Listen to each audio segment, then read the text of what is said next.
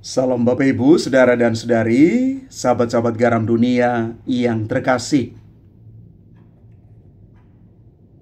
Kerajaan surga yang digambarkan di dalam Injil hari ini itu seperti pernikahan seorang anak raja yang mengundang semua orang untuk turut hadir di dalam pesta pernikahan itu. Raja yang mengadakan pesta untuk anaknya ini mengundang siapa saja.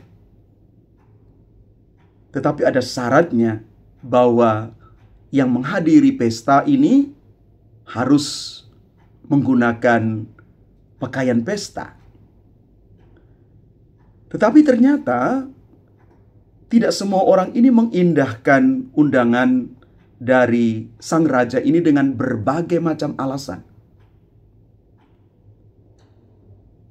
Undangan sudah disebarkan,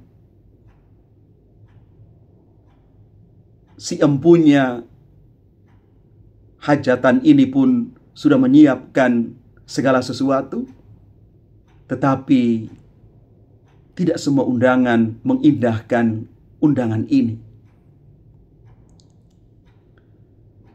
Bapak Ibu Saudara-saudari terkasih, inilah gambaran kerajaan Allah yang ditawarkan kepada kita. Apakah kita bersedia untuk menerima undangan ini dan mengambil bagian di dalam perjamuan perkawinan ini? Atau sebaliknya?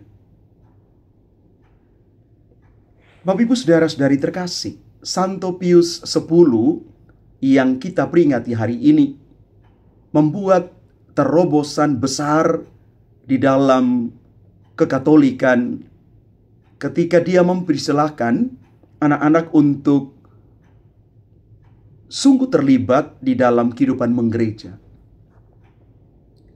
Anak-anak itu menurut Paus Pius ke-10 sudah harus sejak dini mendapatkan pengajaran iman dan katekese yang benar. Anak-anak adalah masa depan gereja.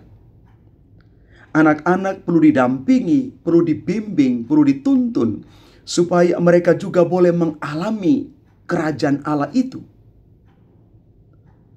Kerajaan Allah bukan hanya diperuntukkan bagi orang-orang dewasa.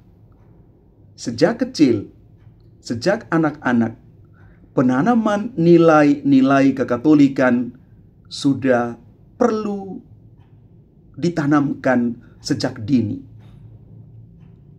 Paus Pius X menggelorakan semangat ini, pengajaran iman dan katekese untuk anak-anak.